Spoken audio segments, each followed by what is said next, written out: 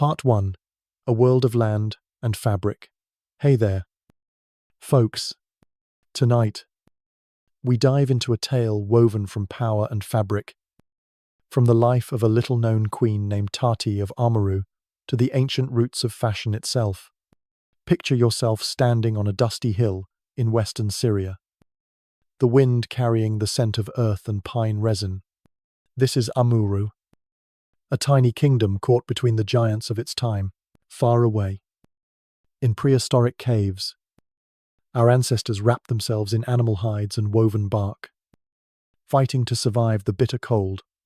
If you think a dentist appointment is rough, try living a day in Tati's world, or those early fashion days. You probably wouldn't make it.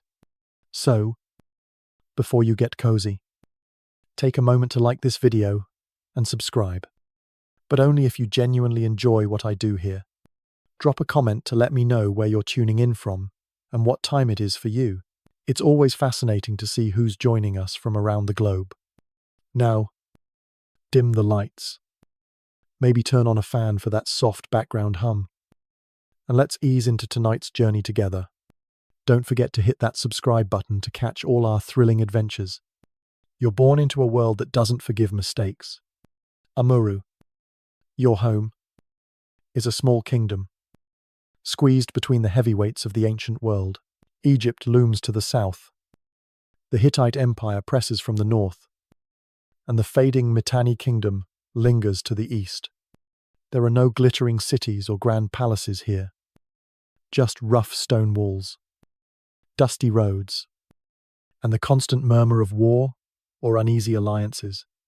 You grow up in a royal household, perhaps a princess, or the daughter of a local lord. But power in Amurru doesn't come from a throne. It comes from knowing which empire to flatter, which envoy to charm, every day. You hear the elders whisper about messengers from Memphis or Hattusa, bearing demands for tribute or promises of protection. The air feels thick with tension, like the whole kingdom is holding its breath, waiting for an unseen blade to fall. Meanwhile, in distant lands, far removed from your time, people are battling nature to shield their bodies from the elements. Picture yourself tens of thousands of years earlier, standing in a damp cave, firelight flickering on, the animal hides tied around you with vines. This isn't fashion as you know it today. No runways, no designers, but those bare pelts, leopard skins, or even woven bark skirts are miracles of survival. They're humanity's first technology, born from necessity. Think about it. If losing Wi-Fi for a day makes you grumpy, imagine surviving a winter without a heater or a sweater. Tough. Right. That's the kind of grit your ancestors had. And it's the same grit you'll need in Amurru's harsh world. As a child in Amurru, you're too young to grasp the political games, but you feel their weight. Your father, maybe a king or a chieftain, walks with a tense stride, his eyes always scanning the horizon. Your mother teaches you to stand tall, to speak with quiet confidence, because even a young girl can become a piece in the empire's chess game. You wear heavy woolen robes, woven from local sheep, not soft like silk, but warm enough to fend off the hilltop winds. Your jewelry is simple, beads of stone or bone, but each piece carries a story, a gift from kin, a charm for protection. You notice the servants in coarser, shorter robes, and you realize even your clothing tells the world who you are. Far away, in a time long before yours, a hunter wraps himself in a leopard pelt, not just for warmth, but to look fierce, like a warrior of the wild. Archaeologists have found bone needles from nearly 40 years ago. Proof that your ancestors didn't just drape hides, but stitched them into fitted garments. This isn't just practical. It's creative. It's the first spark of pride.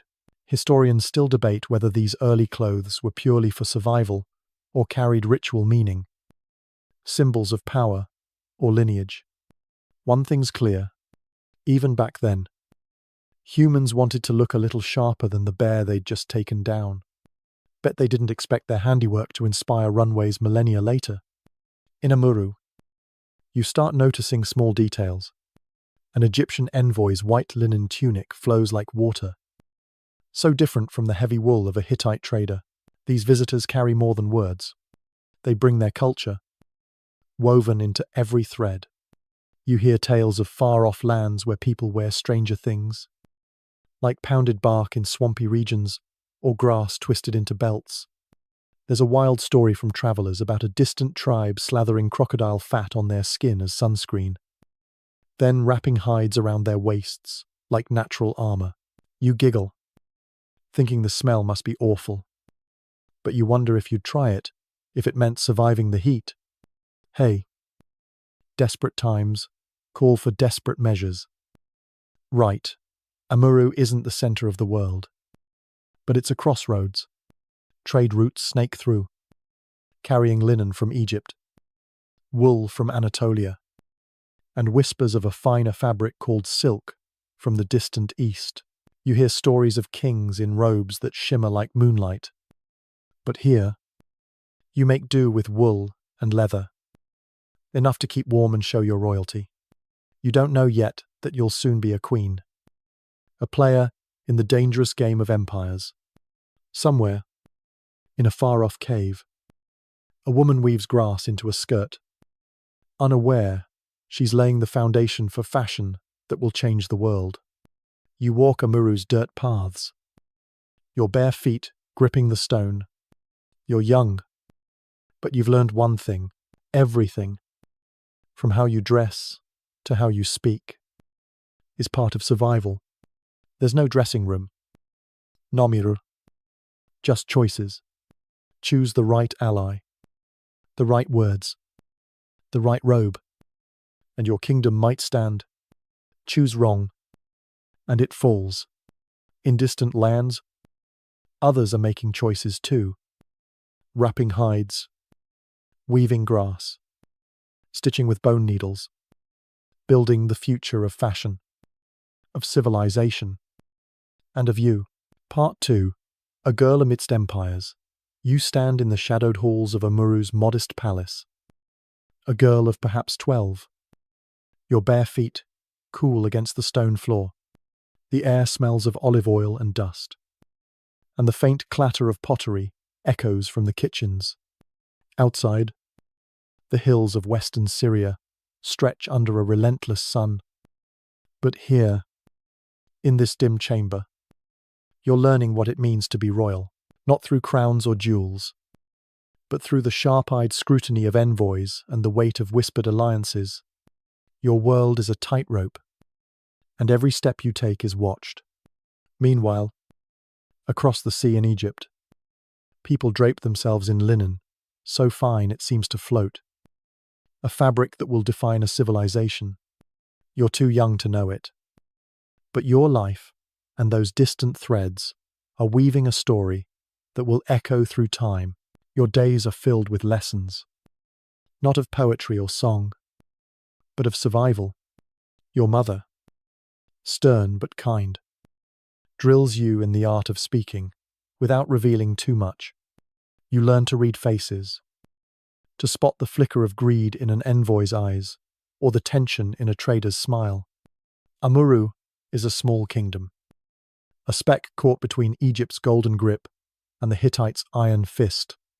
The Mitanni, once powerful neighbors, are crumbling. Their emissaries fewer each year. You hear your father argue late into the night, his voice low but urgent, weighing loyalty to Pharaoh against rumors of Hittite armies massing in the north. You don't fully understand, but you feel the stakes. One wrong word, one misstep, and your home could burn. You wear a simple woolen robe, dyed a soft ochre from local plants. It's heavier than you'd like, scratching your shoulders, but it marks you as someone important. The servants wear rougher cloth, uncolored, and you notice how their eyes linger on your dyed hem. Status is woven into every thread here. You braid your hair tightly, adorned with a single bone bead, a gift from your grandmother. She says it wards off evil spirits. And you believe her? Because in Amurru, danger feels closer than the gods. You're not a child playing with dolls. You're a girl being shaped for a throne. Or at least for the shadow of one, far away. In Egypt's sun-scorched Nile Valley, fashion is a different beast. Linen rules supreme. Spun from flax and woven into garments so light they seem to breathe. You'd marvel at the sight of an Egyptian noble, their tunic gleaming white, pleated with precision, as if the cloth itself worships the sun. The Egyptians don't just wear linen, they live it. It's harvested, soaked, beaten, and spun with back-breaking labor. Yet the result is pure elegance. Pharaohs and priests wear it for purity. Mummies are wrapped in it for eternity. Even laborers wear simple kilts of it, tied with a belt. Historians still debate whether linen's dominance was purely practical or a deliberate symbol of divine order. Either way, it's a fabric that screams sophistication. Unlike the heavy wool you tug at in Amurru's cooler hills, you overhear a trader's tale about Egypt's linen, how it's so fine you can see through it. Like mist on a river, you giggle, imagining your father in something so delicate. He'd probably trip over it during a council meeting, but the trader's words stick with you, painting a world where cloth isn't just protection, but a statement. In Amurru, your robes are practical, dyed with whatever plants the hills offer, yet you start to notice how visitors dress. An Egyptian in Boyaribes, his linen tunic crisp, despite the dusty journey. A Hittite merchant, by contrast, wears thick wool, his belt studded with bronze. Their clothes aren't just clothes, they're armor, signaling allegiance and power. Your lesson grows stricter. You're taught to memorize names of foreign kings, to mimic their greetings. You practice holding a clay tablet, your fingers tracing cuneiform marks. Though you're not yet trusted to write, your mother says a queen must know her enemies as well as her friends. You're not sure what she means, but you nod, clutching the bone bead in your braid. You're starting to see Amurru as a chessboard, with you as a piece. Not yet a player. The thought makes your stomach twist, but you push it down. Fear is for servants, not princesses. In Egypt, clothing is more than fashion. It's ritual. Priests wear only the finest linen, free of animal fibers, to stay pure for their gods. Nobles adorn themselves with wide faience collars and gold amulets, their wigs perfumed with wax cones that melt in the heat. Even children go bare until puberty. Their first garment, a rite of passage. You hear of an odd custom. Some Egyptians shave their heads and wear wigs to avoid lice. You scratch your scalp, wondering if that's genius or just plain weird. Either way, it's a world away from Amurru, where lice are just part of life. Like dust or taxes, you begin to notice patterns in your own world. The way a Hittite envoy's cloak is pinned with a bronze fibula, unlike the simple knots of your people. The way your mother's robe is longer, more layered, signaling her rank. You're learning that everything means something. A trader tells a strange story about an Egyptian who dyed his linen with squid ink, claiming it brought luck. You laugh, but you wonder if luck could be woven into cloth. In Amurru, luck feels scarce. With empires circling like vultures, your father calls you to the council chamber one evening. You stand in the doorway, your wool robe suddenly feeling too heavy. Envoys from Egypt and Mitanni sit across from each other, their faces hard. You notice their clothes first. The Egyptians' linen gleams. The Mitanni's wool is frayed, a sign of their fading power. Your father's voice is steady, but his hand grips the armrest tightly. You're not invited to speak. But you watch, learning. You're starting to understand that power isn't just in swords or gold. It's in how you carry yourself, what you wear, what you don't say. In Egypt, linen is a currency of status. The wealthy wear transparent tunics, showing off their wealth with every fold. You imagine trying to pull that off in Amurru's windy hills and smirk. You'd freeze before you looked regal. But you start to see your own robes differently. They're not just cloth, they're a shield, a signal, a story. You tug at your hem, standing a little taller. You're not a queen yet, but you're learning to wear power, just as the Egyptians wear their linen with pride. The world beyond Amurru is vast, and you hear whispers of other fabrics, other ways. In distant lands, people weave reeds into skirts or stitch hides with bone needles. You're too young to know it. But these threads connect you to a larger story, from Egypt's linen to Amurru's wool.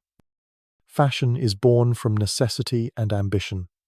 You're part of that story now, a girl in a small kingdom, watching empires clash, learning that every robe, every word, every choice could mean survival or ruin.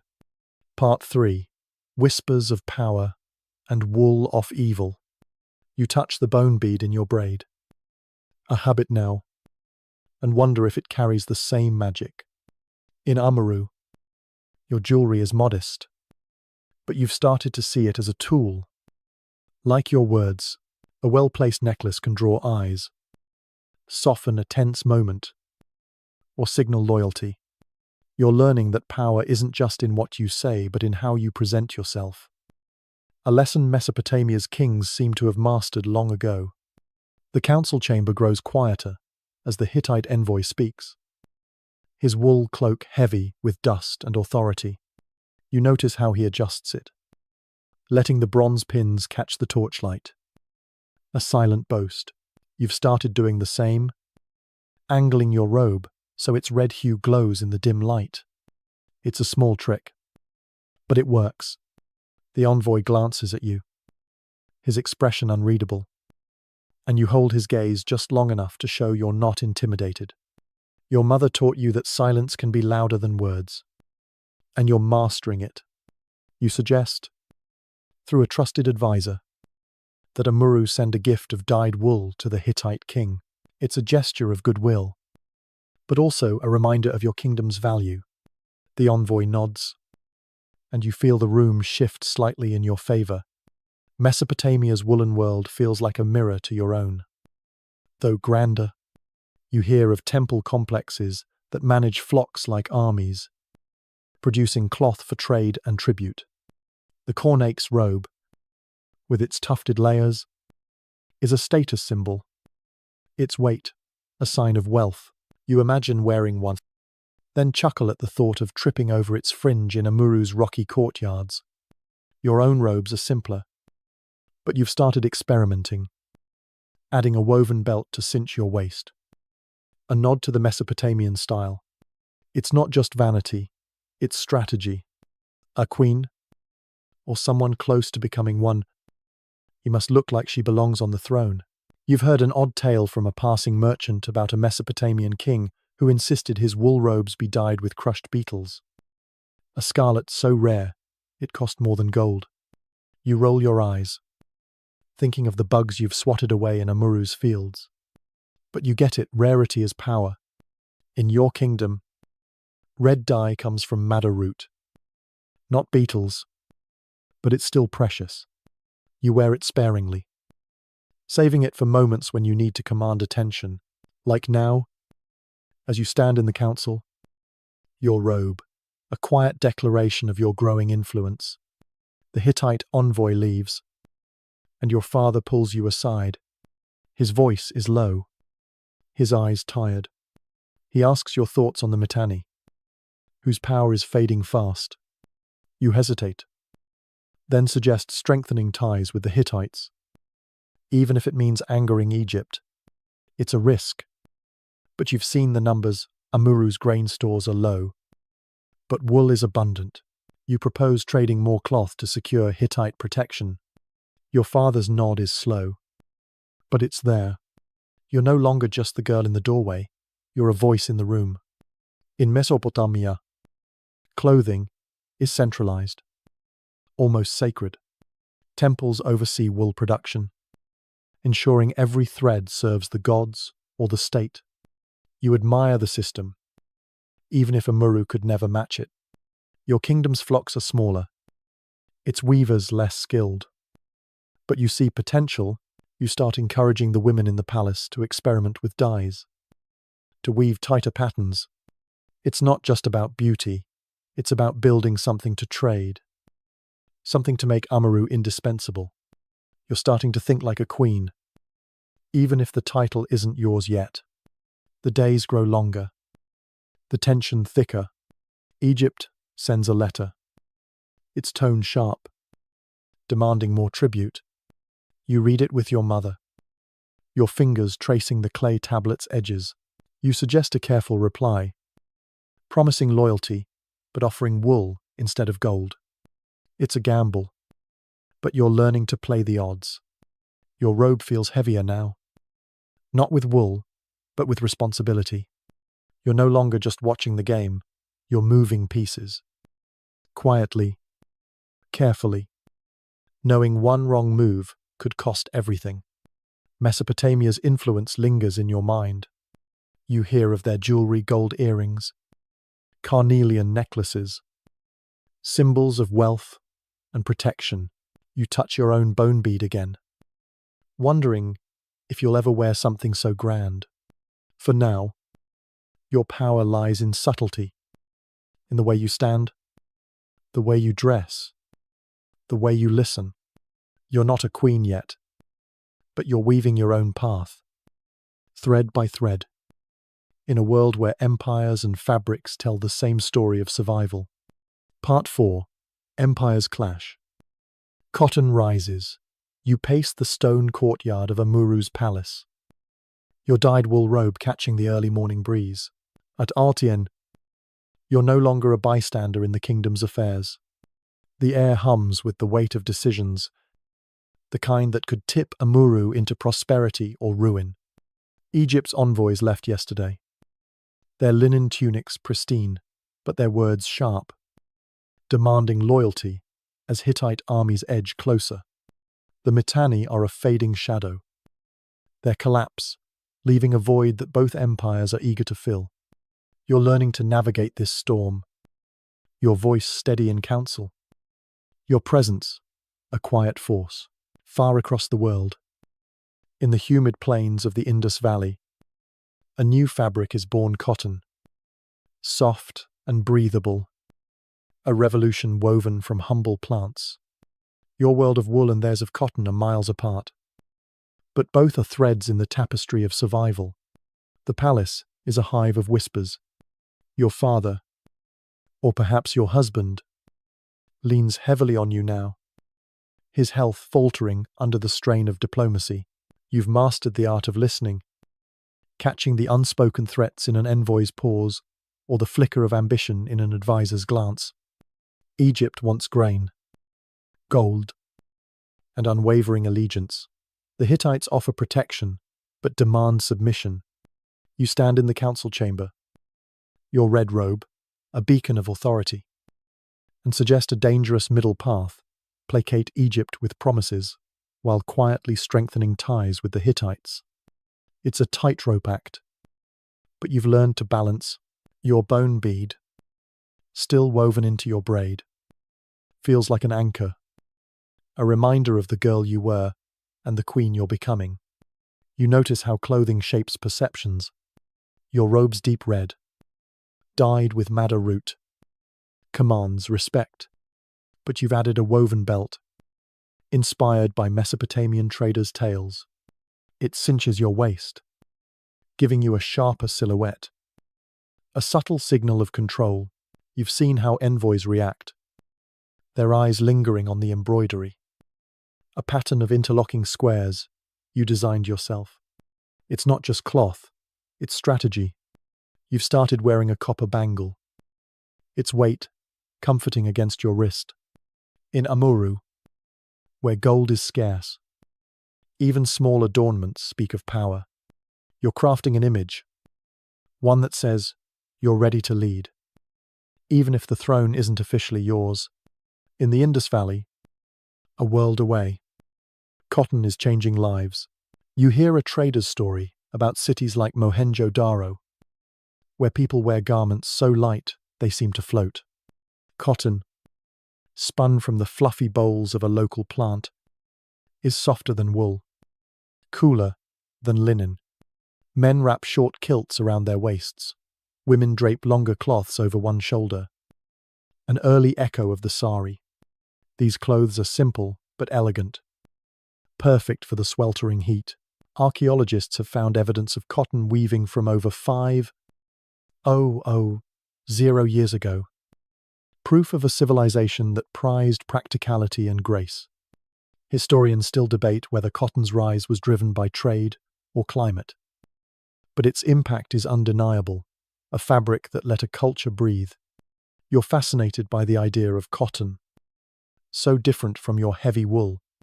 You imagine wearing it, the way it might cling softly to your skin. Unlike the scratchy robes you tug at during Amurru's chilly nights, a trader shows you a scrap of cotton, smuggled along trade routes. Its texture alien but inviting. You laugh, joking that it's too delicate for Amurru's rocky hills, you'd tear it on the first thorn bush. But you tuck the scrap away, a reminder of a world beyond your borders. In Amurru, wool is your currency, dyed with local plants, woven by women who sing as they work. You've started visiting their looms, encouraging bolder patterns. Knowing every bolt of cloth could buy Hittite favor, the Hittite envoy returns, his wool cloak pinned with a bronze fibula that gleams like a warning.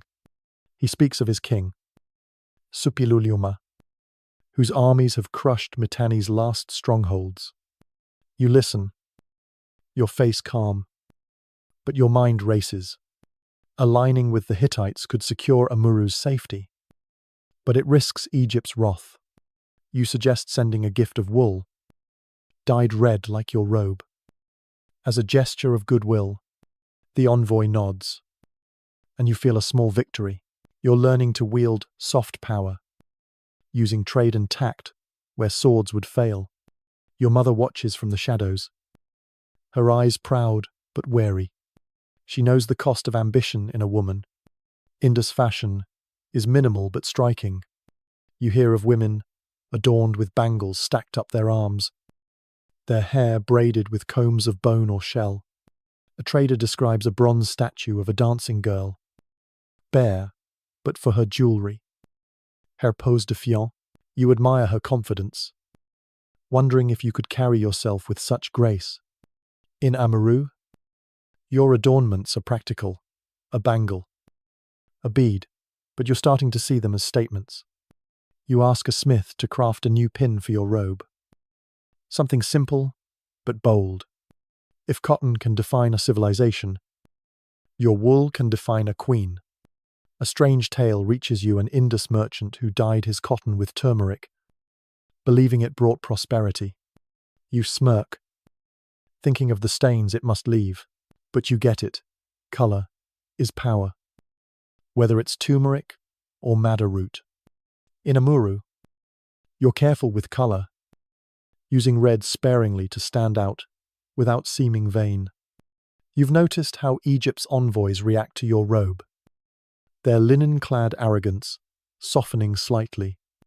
You're playing a game of impressions, and every thread counts. The council grows tense. Egypt sends a new letter, accusing Amurru of wavering loyalty. You read it aloud, your voice steady, and propose a reply that promises tribute but delays delivery. It's a stall, buying time to court the Hittites. Your father hesitates, but your confidence sways him. You're not just advising now, you're leading. Even if no one says it, your robe feels lighter, as if power has lifted its weight. You think of the Indus Valley, where cotton lets people move freely, You're starting to move freely too. Not in cloth, but in influence. The world is shifting. Mitanni is gone. Its lands, carved up by Hittite swords. Egypt's grip weakens, distracted by internal strife. You stand at the palace window. The cotton scrap in your hand. Its softness, a contrast to Amurru's harsh reality. You're weaving your own future now, thread by thread. As empires clash and new fabrics rise, you're not a queen yet, but you're close. And the game is only getting sharper. Part 5. A queen in robes of power. You stand at the heart of Amurru's palace. No longer just a young woman, but a force in your own right. At 20, you've earned a place at the council table. Your voice carrying weight among advisors and envoys. Your wool robe, now a deep crimson with intricate woven borders, flows like a banner of authority. The air is thick with the scent of cedar and tension. As news of Hittite victories and Egyptian unrest filters through, you're not yet crowned. But whether as regent, consort, or heir, you're shaping Amurru's fate. Across the sea, on the island of Crete, the Minoans dazzle in vibrant skirts and corset-like tops. Their fashion, a dance of colour and motion. Your world of strategy and theirs of spectacle are distant, but both are woven from ambition and identity. The council chamber buzzes with urgency. Your father, or perhaps your husband, is gone dead or weakened, leaving you to hold Amurru together. The Hittites press for a formal alliance. Their envoys' wool cloaks, heavy with bronze pins, that glint like threats. Egypt, still claiming Amurru as a vassal. Au sans lettre, demanding tribute, you can't spare. You sit at the table's head, your crimson robe carefully arranged, its borders catching torchlight. You've learned to use every detail, your posture, your javelry, your measured words to command respect. A copper pendant hangs at your throat. Its simple design, a nod to Amurru's modesty, but its weight a reminder of your role. You propose a bold move, negotiate a treaty with the Hittites, offering wool and loyalty in exchange for protection. It's a gamble, but you've seen Egypt's power wane. Your advisors hesitate, their eyes flickering with doubt. A few mutter about Egypt's wrath, but you press on, your voice calm, but unyielding. You've spent years watching, learning, weaving influence like the women at Amurru's looms. You remind them of the Hittite king Suppiluliuma's strength, his armies carving through Mitanni like a blade through cloth. You suggest sending a gift of dyed wool, crimson, like your robe, to seal the deal. The room shifts. Some nodding, others silenced by your certainty. You're not just speaking, you're leading. And it feels like slipping into a garment tailored just for you. Remember that cotton scrap from the Indus Valley? You still keep it. A talisman of a world where fabric means freedom. Here, your wool means power. On Crete, the Minoans are rewriting fashion with flair. Their women wear flounced skirts, layered and bell-shaped, swinging with every step. Their bodices, tight and open-fronted, cinch the waist and bare the chest. A bold choice that screams confidence. Men sport loincloths with patterned sashes, their belts accentuating lean waists. These clothes aren't just worn, they're performed, designed for movement in dances and rituals. Archaeologists have uncovered frescoes showing these outfits in blues, reds, and yellows, dyed with plants and minerals. Historians still debate whether the open bodices were ritualistic or purely stylistic. But their impact is clear, a fashion that turns every wearer into a living artwork. You imagine a Minoan woman, her skirt swirling in a palace courtyard, and smile. Your crimson robe is less dramatic, but it serves the same purpose to make you unforgettable. You've added a new touch, a woven sash, inspired by Minoan sashes, tied tightly to sharpen your silhouette. It's a small rebellion against Amurru's plain style. But it works. Envoys notice, their eyes lingering before they speak. You've learned that power isn't just in words, but in presence. And your robe is your stage. You wear a single earring now, a bronze hoop that catches light, a nod to the Minoan's love of adornment. In Amurru, where excess is rare, even this feels daring. A Hittite envoy arrives, his cloak pinned with a fibula shaped like a lion. He speaks of Suppiluliuma's terms. Amurru must swear loyalty, provide wool, and host Hittite advisors. You listen, your face serene, but your mind races. You agree to the treaty, but negotiate a delay in sending troops. Citing Amurru's limited resources, the envoy pushes back. But you counter with an offer of more wool, dyed in rare hues. He pauses, impressed, and you know you've won a small victory. Your mother, watching from the shadows, gives you a rare smile. You're not just holding Amurru together, you're reshaping it. Thread by thread, Minoan fashion is kinetic, alive with motion. You hear of their jewelry, gold necklaces, carnelian bracelets, earrings that jingle with every turn. Women pile their hair in curls, topped with headdresses that sway in dance. Even children wear miniature versions. Proof that fashion is heritage. A trader tells a strange story about a Minoan priestess who wore a skirt so wide it took 2 servants to carry its train during rituals. You laugh, picturing yourself tripping over it in Amurru's dusty halls. I'd stick to wool, you'd say, winking, but you understand the theatrics. In Amurru, to your robe's crimson borders are your own ritual, a signal that you're no longer just Tati, you're a queen in all but name. You face doubters in the council, whispers that a woman can't lead. You silence them with results, securing trade deals and Hittite favor. You've started meeting with weavers, urging them to produce bolder cloth. Knowing every bolt strengthens Amurru's hand.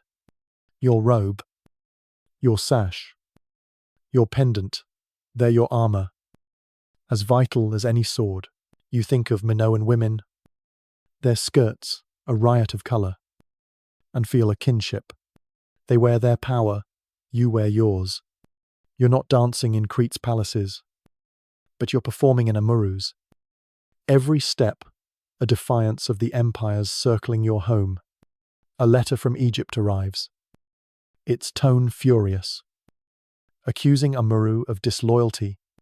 You read it calmly, your fingers steady on the clay tablet. You dictate a reply, promising tribute, but delaying with excuses of drought. It's a stall, buying time to cement the Hittite alliance.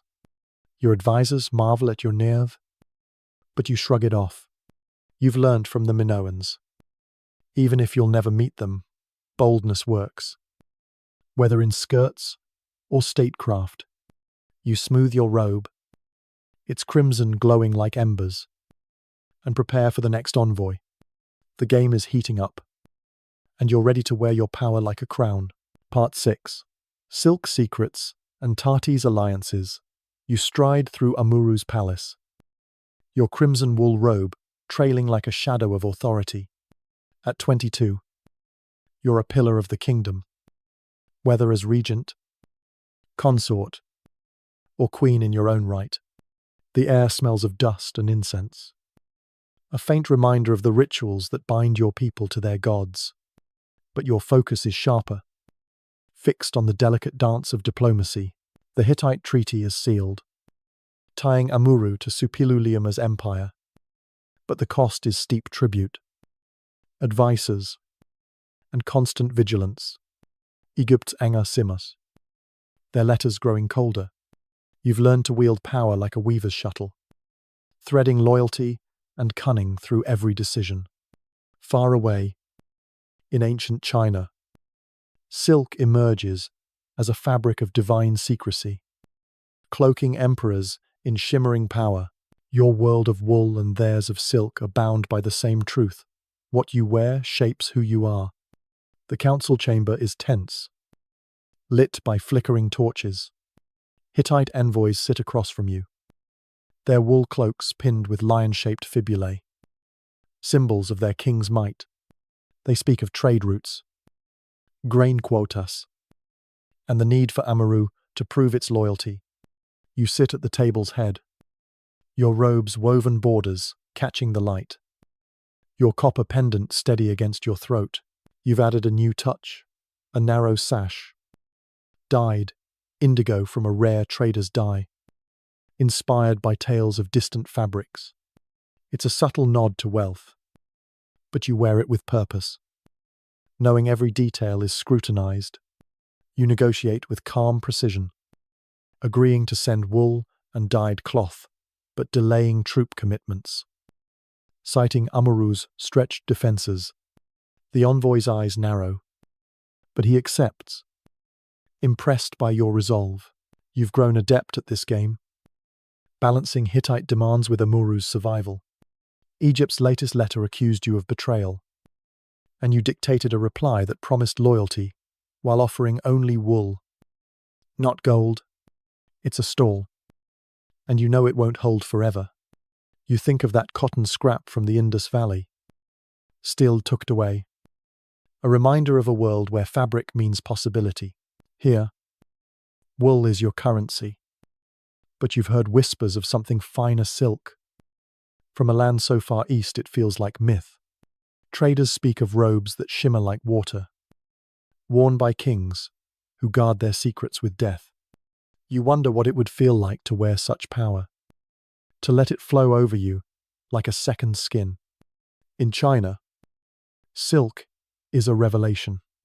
Legend tells of an empress, Lai Tzu, who unraveled a silkworm's cocoon in her tea, discovering its delicate threads. By the Shang dynasty, silk is the hallmark of power. Its production, a state secret. Emperors wear robes of yellow silk, dyed with sacred hues, their wide sleeves sweeping like wings. Commoners are forbidden such colors. Their rough hemp tunics, a stark contrast. Silk is light, cool, and luminous, perfect for China's varied climates. Archaeologists have found silk fragments from 2700 BCE, proof of its ancient mastery. Historians still debate whether silk's secrecy was purely economic or a spiritual mandate. But its allure is undeniable, a fabric that whispers divinity. You imagine a Chinese emperor, his silk robe glowing under torchlight, and smile. Your crimson wool is heavier, but it serves the same purpose to mark you as untouchable. You've started wearing your indigo sash daily. Its rare a quiet boast. A Hittite envoy once asked about it, and you deflected with a story about Amurru's weavers, hiding the dye's foreign origin. You're learning to guard secrets, like China guards its silk. Your bronze earring, a single hoop, swings lightly as you move, a nod to the Minoan flair you've heard of. In Amurru, where simplicity reigns, these touches feel like rebellion. But they work. You catch advisors glancing, reassessing you, and you know you're winning their respect. A new challenge emerges. Hittite advisors now live in the palace, watching your every move. They report to Superluliuma, ensuring Amurru's loyalty. You treat them with courtesy, offering wool gifts dyed in your signature crimson. But you keep your plan close. You meet with local merchants in secret, urging them to increase wool production for trade. Every bolt strengthens Amurru's hand, buying time to navigate Egypt's wrath. Your mother, now frail, watches with pride, but warns you of spies. You nod, your indigo sash tightening as you breathe. You're not just leading, You're surviving, threading trust and deception through every alliance. Chinese silk is more than fashion, it's diplomacy. Bolts of it are traded with nomads, offered as tribute, sent along routes that will one day bear its name. You hear a strange tale from a trader, a Chinese noble who wore silk, so fine it tore if he moved too quickly. Yet he refused coarser cloth, claiming it insulted his ancestors. You laugh, picturing him tiptoeing through a palace. I'd stick to wool. You'd quip, winking, but you get it. Status is fragile, whether in silk or statecraft. In Amurru, your crimson robe is your shield. Its borders, a map of your ambition. You've started wearing a copper pin, shaped like a crescent moon, to fasten your sash. It's small, but it feels like a crown. The council grows restless. A Hittite advisor questions your delay in sending troops. His tone sharp. You counter with a promise of more wool, dyed in rare hues, and invite him to inspect the looms. It's a distraction, but he takes the bait. You've learned to use Amurru's modesty as a weapon, making simplicity seem strategic. You think of China's silk, how its secrecy builds power. You're building your own secrets, meeting with weavers to design new patterns, planning trade deals that keep Amurru afloat. Your robe, your sash, your pin, they're your armor. As vital as any treaty, Egypt's silence worries you. No letters have come in weeks, a sign of either distraction or brewing anger. You stand at the palace window, your fingers brushing the cotton scrap from years ago. It's frayed now, but it reminds you of a world where fabric means innovation. You're innovating too, weaving Amurru's future with wool and words. You're a queen, in all but name, and the Hittite alliance is your lifeline. But you know the game isn't won yet. Silk may cloak China's emperors, but your crimson wool cloaks a kingdom, and you'll wear it until the end. Part 7. Betrayal and Greek drapery. You walk the stone corridors of Amurru's palace, your crimson wool robe sweeping the floor with quiet authority. At 24, you're the linchpin of the kingdom, whether as queen, regent, or the power behind the throne. The air carries the faint scent of olive oil and tension. As the weight of your decision to align with the Hittites settles over the court, Egypt's fury is no longer a rumor. Letters arrive, sharp with accusations of treason, demanding Amurru's return to their fold. You've chosen your side, but the cost is a kingdom divided, with whispers of dissent among your own people. You move with purpose, your indigo sash tight against your waist, your copper pendant gleaming at your throat. Far away, in ancient Greece, a new style of clothing emerges: the chiton, draped with elegance, a fabric that speaks of philosophy and poise. Your world of betrayal and theirs of drapery are woven from the same thread identity forged under pressure. The council chamber is a storm of voices. Advisors argue, some urging you to appease Egypt, others insisting the Hittite alliance is Amurru's only hope. You sit at the table's head, your robe's woven borders glowing in torchlight, your bronze earring catching the flicker of flames. The Hittite treaty, sealed with gifts of crimson wool, has brought protection, but also scrutiny. Suppiluliuma's advisors linger in your palace, their lion-pinned cloaks, a constant reminder of your vassalage. You've mastered the art of deflection, offering them hospitality while guarding your plans. Egypt's latest letter accuses you of betraying Pharaoh, threatening to cut trade routes. You dictate a reply, promising renewed loyalty, but citing drought as an excuse for delayed tribute. It's a lie, but a necessary one. You think of that cotton scrap from the Indus Valley, frayed, but still, in your keeping, a reminder that survival means bending, not breaking. Your people are restless. Merchants who once thrived on Egyptian trade now grumble, their loyalty wavering. You visit the market, your robe, a beacon of stability, and promise better trade with Hittite roots. Your indigo sash, rare and bold, draws eyes, signaling you're no ordinary ruler. You've added a new pin to your robe, a crescent moon in copper, inspired by tales of distant adornments. It's small, but deliberate.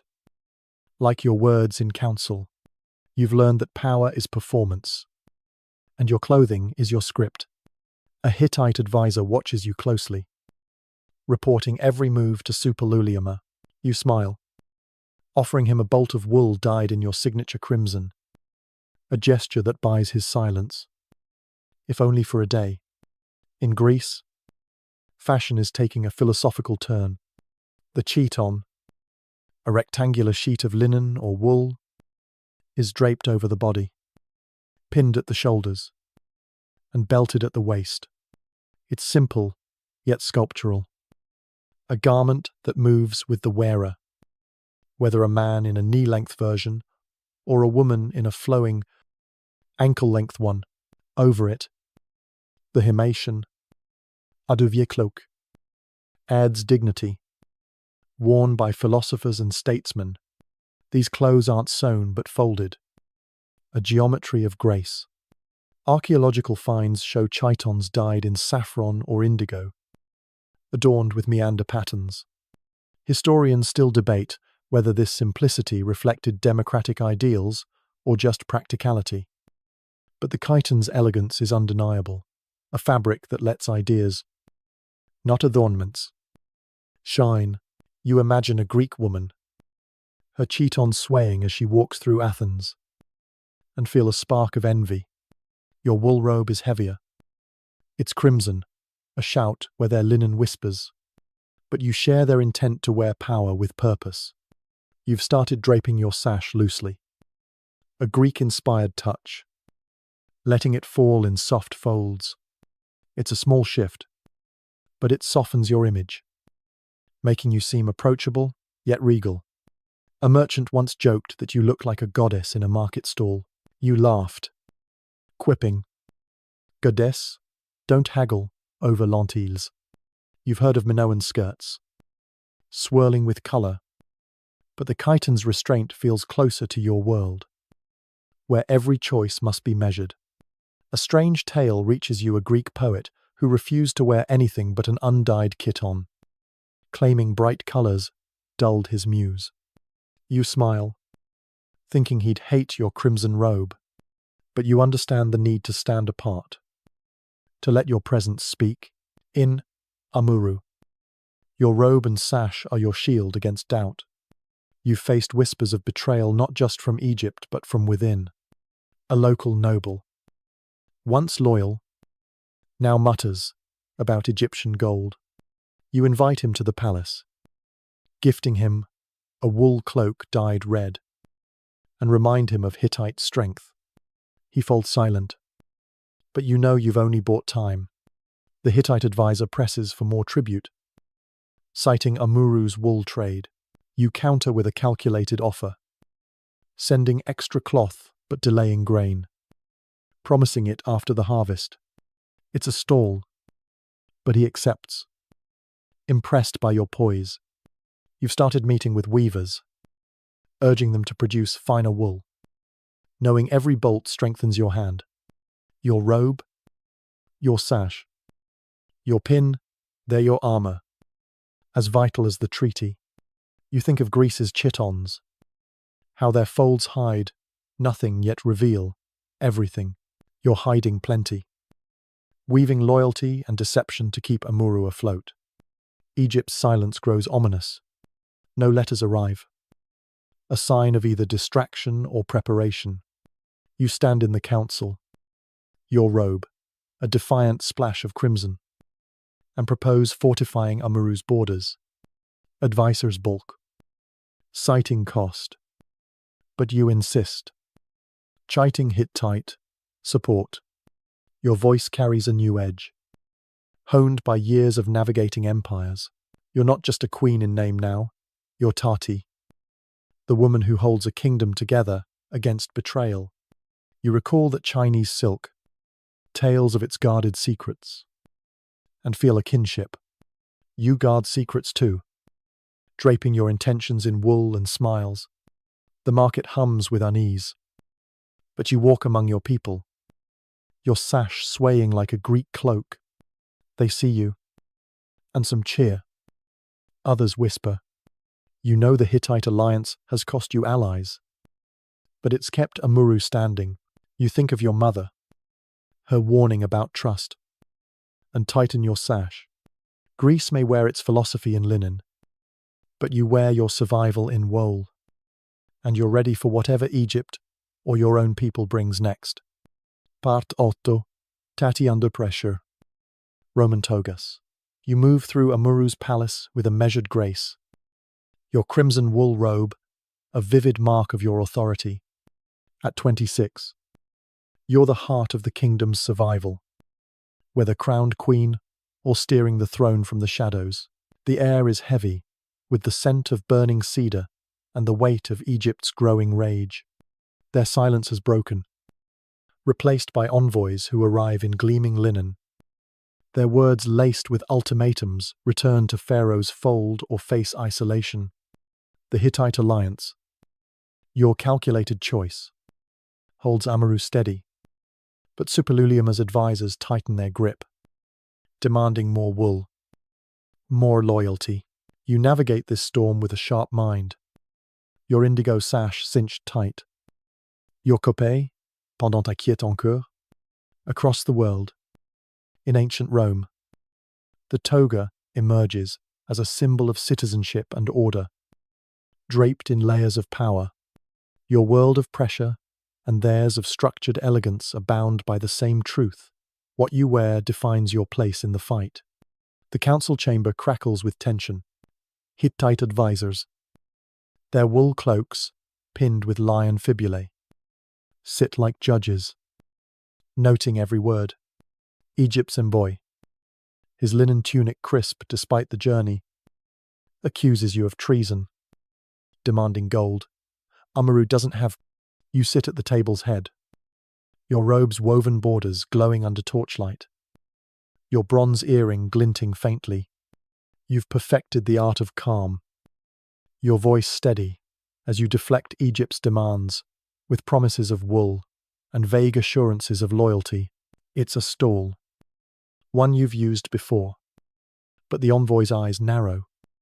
Unconvinced, you offer a gift of crimson cloth, dyed like your robe, and he softens slightly, though you know it's temporary. The Hittites watch, silent, and you feel their scrutiny like a weight on your shoulders. Your people are divided.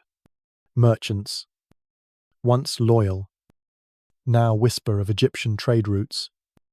Tempted by promises of wealth, you walk the market, your robe, a beacon of resolve. Your indigo sash swaying with each step.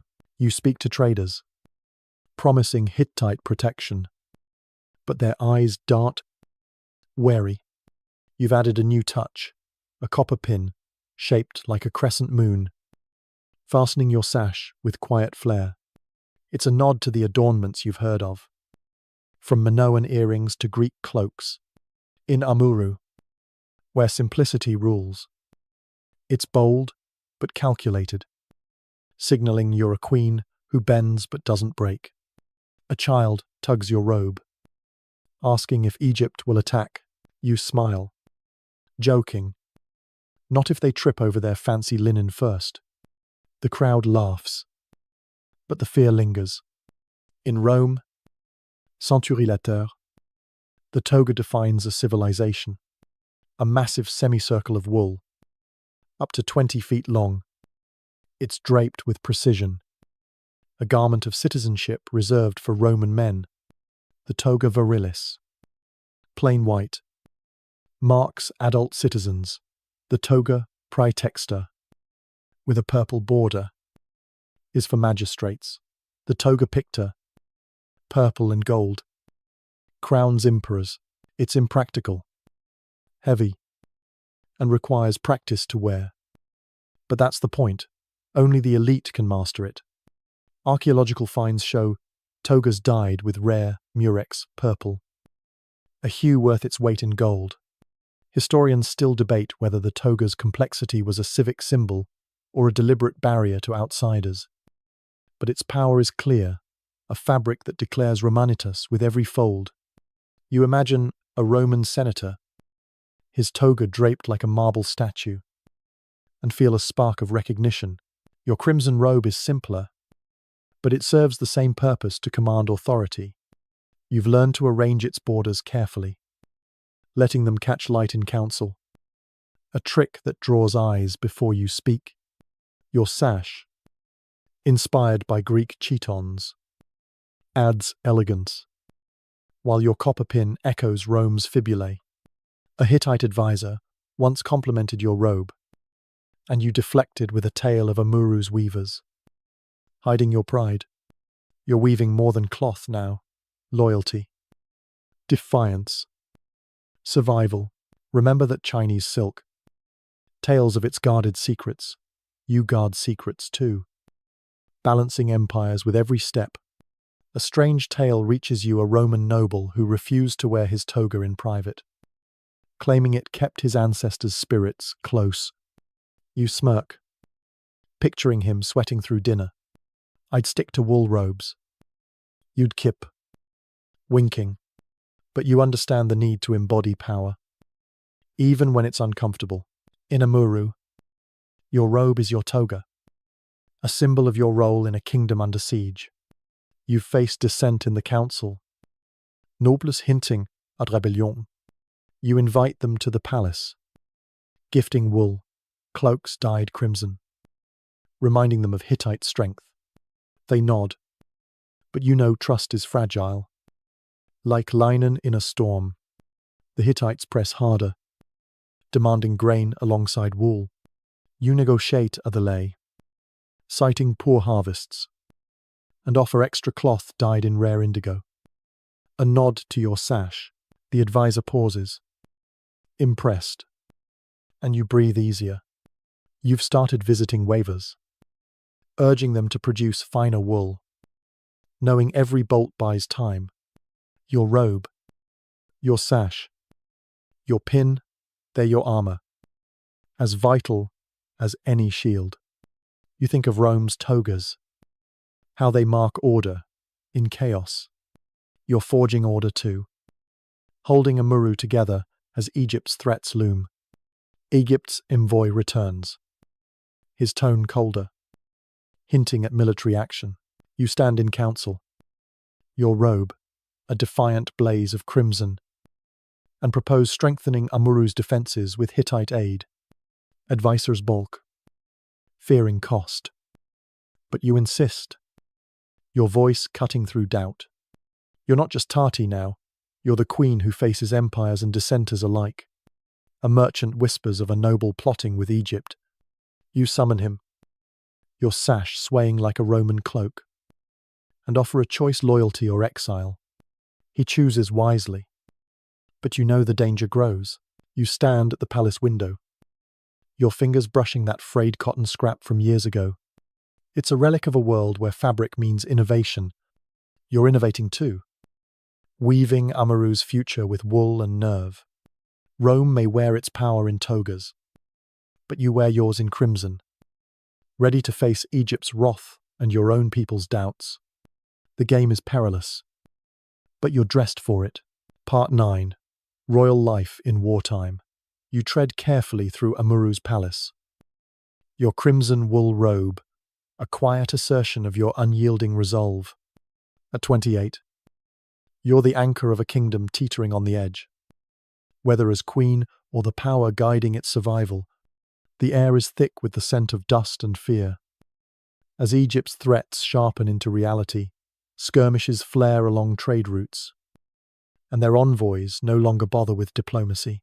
The Hittite alliance, your lifeline, brings protection but also suffocating oversight. With Superlulium as advisors now a constant presence, Your indigo sash hugs your waist. Your copper pendant, steady at your throat. Each detail, a deliberate signal of strength. Across the world, in Northern Europe, barbarian tribes forge a new fashion, trousers and layered wool, built for war and weather. Your world of wartime and theirs of rugged attire are bound by the same truth: survival demands adaptation. Worn on the body and in the heart. The council chamber hums with urgency. Hittite advisors, their lion-pinned cloaks glinting, demand more wool and grain. Citing Amurru's role as a vassal, you sit at the table's head, your robe's woven borders catching torchlight, your bronze earrings swaying faintly. An Egyptian attack disrupted a caravan last week, and your advisors are divided. Some urge submission to Pharaoh. Others cling to Hittite strength. You listen, your face calm, then propose a bold plan: fortify Amurru's borders with Hittite aid, while sending a small wool tribute to Egypt to stall their aggression. It's a delicate balance, and you know it risks angering both empires. But you've learned to thread the needle. You touch your crescent moon pin, fastening your sash, and feel its weight ground you. You're not just ruling, you're fighting to keep Amurru alive. Your people feel the war's shadow. Merchants hoard goods, fearing raids, while villagers whisper of Egyptian spies. You walk among them, your robe a blaze of crimson, your sash swaying with quiet confidence. You promise Hittite protection, but their eyes are wary, scanning your copper pendant as if it holds answers. You've mastered the art of presence, using your attire to project stability. A child offers you a woven bracelet, and you slip it on, joking. Better than Pharaoh's gold. Don't you think? The crowd chuckles, but the tension lingers. You've heard of Minoan skirts swirling in dance, Roman togas draped with pride. But here, your wool is a shield against chaos. Every thread, a vow to endure. In Northern Europe, far from your time, barbarian tribes like the Celts and Goths are reshaping fashion for survival. Wool is their lifeblood, woven into long-sleeved tunics and cloaks pinned with ornate brooches. Trousers, a shock to toga-clad Romans, hug the legs, perfect for riding horses or trekking through mud. These garments are layered, dyed in reds and greens from plants, and built for cold, wet climates. Archaeological finds show bronze belt buckles and fibulae, etched with tribal symbols, proof of a culture rich with meaning. Historians still debate whether trousers were purely practical or a deliberate rejection of Roman elegance. But their rise is undeniable, a fashion born of necessity and defiance. You imagine a Celtic warrior, his trousers snug, his cloak billowing in the wind, and feel a kinship. Your crimson robe is less rugged, but it's your armor, tailored for Amurru's battles. You've started wearing your sash lower, a nod to European belts. Its indigo hue, a rare splash of wealth. It's a small shift, but it makes you feel grounded, ready to face war's uncertainty. A Hittite advisor once asked about your sash, and you spun a tale of Amurru's dyes. Hiding its foreign origin, you're guarding secrets. Like the tribes, guard their symbols. Your bronze earring, a touch of Minoan flair, swings lightly. A reminder of a world where adornment means power. A strange tale reaches you: a Celtic chieftain who wore trousers so tight they ripped during a feast. Yet he laughed it off, claiming loose clothes were for cowards. You smile, picturing him swaggering through the chaos. I'd stick to robes. You'd quip, winking. But you get it. Boldness is survival. In Amurru, your robe is your defiance. Silencing nobles who plot with Egypt, you summon a suspected traitor, gifting him a crimson cloak and warning him of Hittite spies. Ibalis, swearing loyalty. But you know trust is a luxury you can't afford. You meet with weavers in secret, urging them to produce more wool. Knowing every bolt buys Hittite favor and time, the Hittites grow impatient, demanding troops for their campaigns. You negotiate a delay, offering extra wool dyed in indigo, citing Amurru's stretched defenses. The advisor nods, impressed by your nerve. But you feel the noose tightening. Egypt's raids intensify, and a village reports losses. You send aid, your robe trailing as you inspect supplies, your pendant gleaming in the sun. You think of European tribes, their trousers built for war. You're built for war too, not with swords, but with strategy, weaving loyalty and deception to hold Amurru together. A noble openly challenges you in council, accusing you of risking ruin with the Hittites. You stand, your robe, a crimson storm, and recount Suppiluliuma's victories, your voice cutting through his doubts. You offer him a role overseeing wool trade, a test of loyalty. He accepts, but you watch him closely. Your mother's warning about trust echoes. Her health now gone, you tighten your sash, feeling its weight, and vow to endure. You're not just Tati, you're the queen who wears her kingdom's survival. Every thread, a battle won. You stand at the palace window, your fingers brushing that frayed cotton scrap from years ago. It's a relic of innovation. Like the trousers of Europe's tribes, you're innovating too, forging a path through war with wool and will. The Celts may wear their defiance in rugged cloth, but you wear yours in crimson, ready to face Egypt's next strike or your own people's unrest. The war is here, and you're dressed for it. Part 10. Letters in Clay. You stand in the dim light of Amurru's palace, your crimson wool robe a silent testament to your enduring strength. At 30, you're the cornerstone of the kingdom, whether as queen or the unwavering force behind its survival. The air carries the sharp scent of clay tablets baking in the scribe's kiln, mingled with the ever-present tension of war. Egypt's raids have grown bolder, striking trade routes and sowing fear, while the Hittite alliance, your hard-won shield, binds you tightly to Suppiluliuma's demands. Your name, Tati, now echoes in Hittite diplomatic records, etched in cuneiform, a rare honor for a woman in this age. You wear your indigo sash with quiet pride, your copper pendant steady at your throat, each detail a calculated emblem of your power. Across the world, ancient civilizations adorn themselves with jewelry and accessories, from gold amulets to bone combs, turning adornment into identity. Your world of clay letters and theirs of intricate ornaments are woven from the same truth.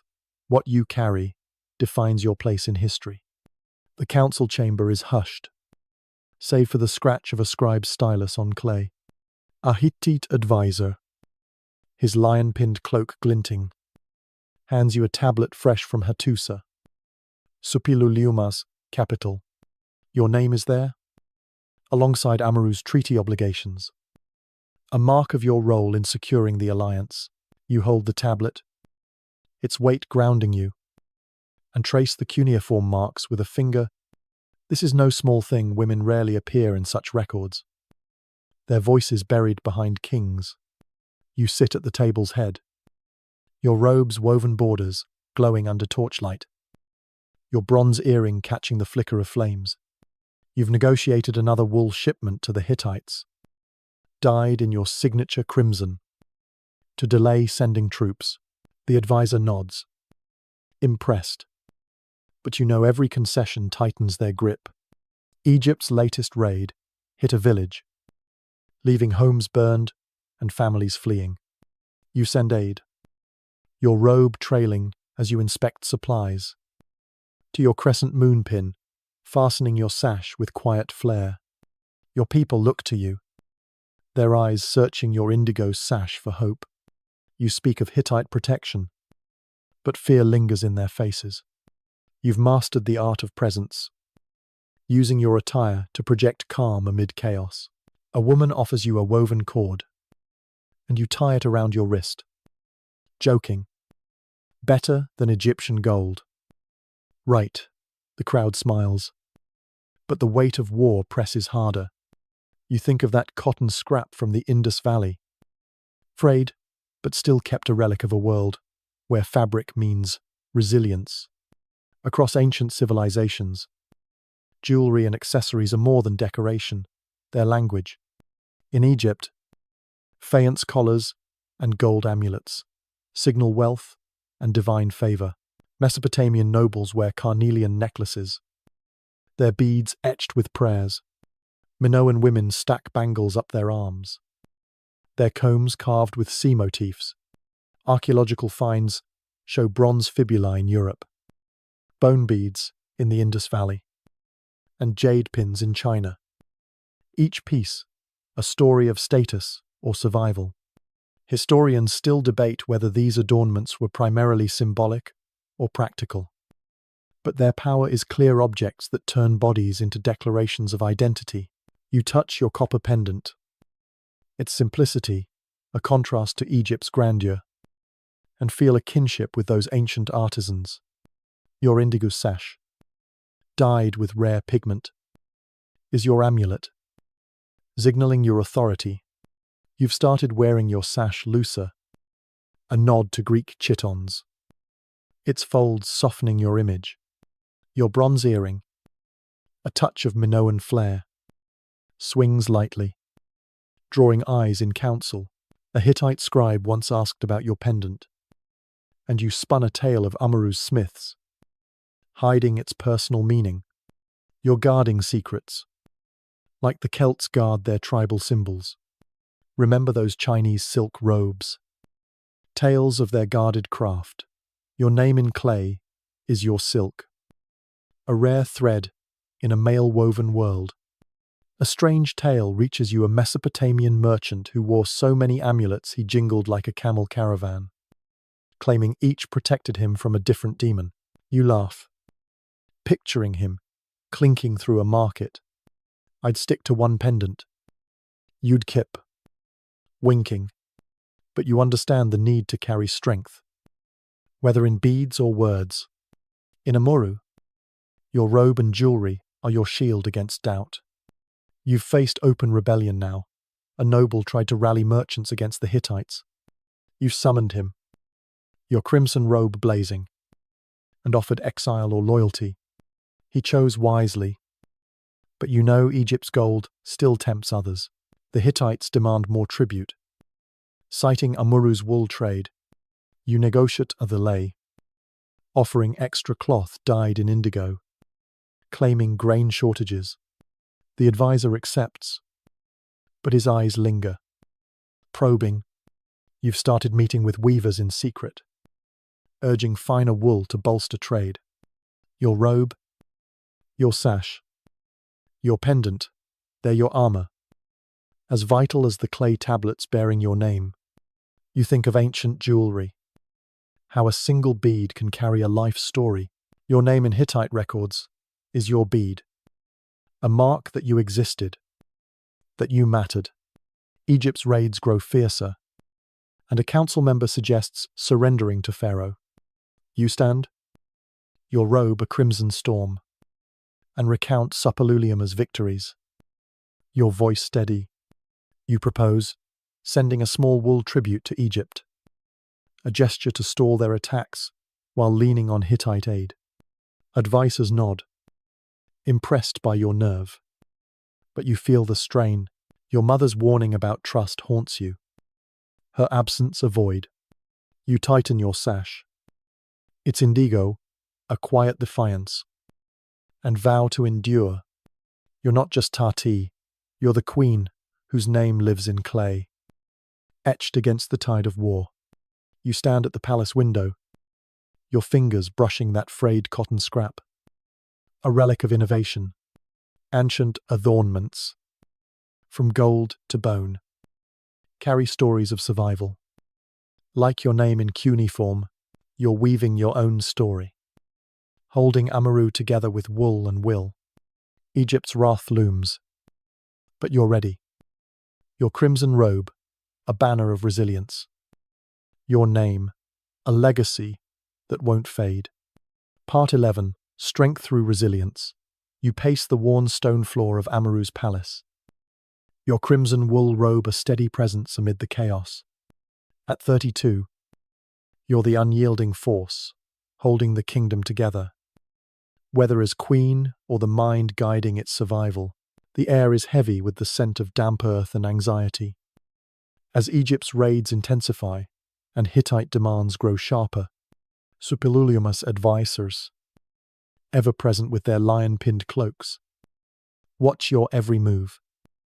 While internal unrest festers, nobles and merchants chafe under the strain of war and tribute. Your indigo sash is cinched tight. Your copper pendant, a quiet anchor at your throat. Each detail, a deliberate emblem of your endurance.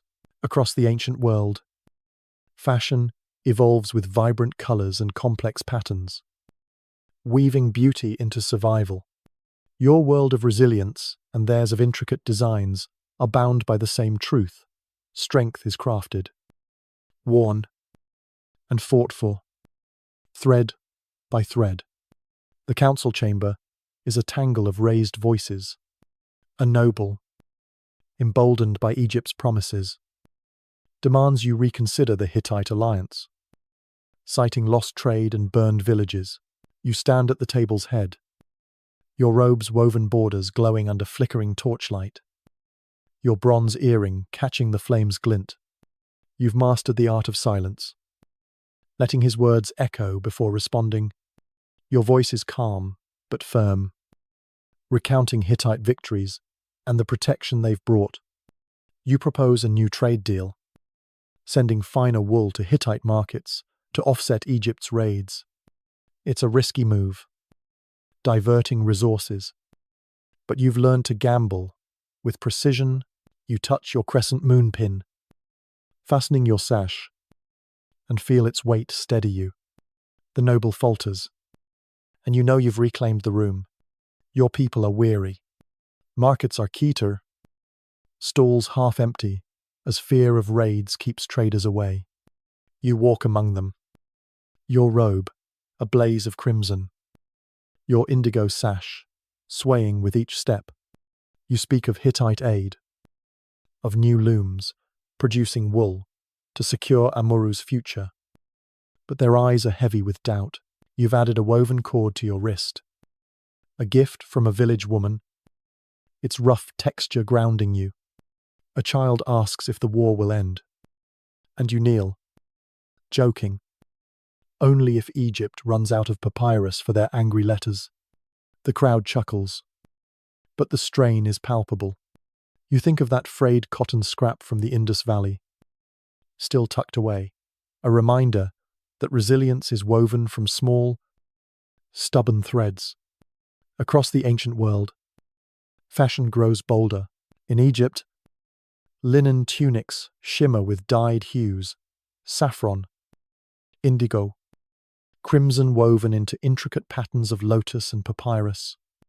Mesopotamia's wool cornakes now boast embroidered borders, while Minoan skirts swirl with geometric designs. The Indus Valley dyes cotton with turmeric and indigo, creating vibrant wraps. Archaeological finds show loom weights and dye vats, proof of a craft that married art to survival. Historians still debate whether these complex patterns were purely decorative or encoded social meanings. But their impact is clear clothing that turned necessity into expression, a defiance of hardship. You imagine an Egyptian noble, their linen tunic glowing with dyed patterns, and feel a spark of admiration.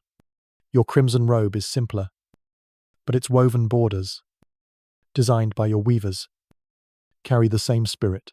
You've started wearing your sash higher, a nod to Mesopotamian belts. Its indigo hue, a rare mark of wealth. It's a subtle shift, but it sharpens your presence, making you stand taller in council. A Hittite advisor once praised your robe, and you deflected with a story of Amurru's looms, hiding your pride. You're weaving more than cloth loyalty. Hope. Survival. Remember those Roman togas. Tales of their rigid folds, you wear your robe with the same intent. A symbol of order in a fracturing world. A strange tale reaches you, a Minoan weaver who dyed her skirts with squid ink, believing it brought divine favor. You smile, picturing the mess.